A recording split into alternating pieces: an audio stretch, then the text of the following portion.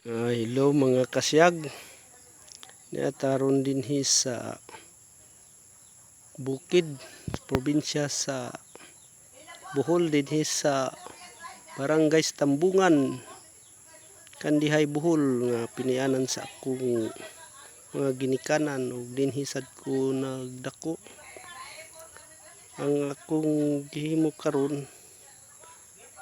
nagtanom taog lansones. Mayo na naman ay ikabilin sa atong mga anak ug apo. Kay basin puhon na sila kung na makaon sila. Kung kaluy-as Ginoo nga makaabot pa tanan tagan pa tagtaas nga kinabuhi makakaon ta niya atong itanom nga lansones.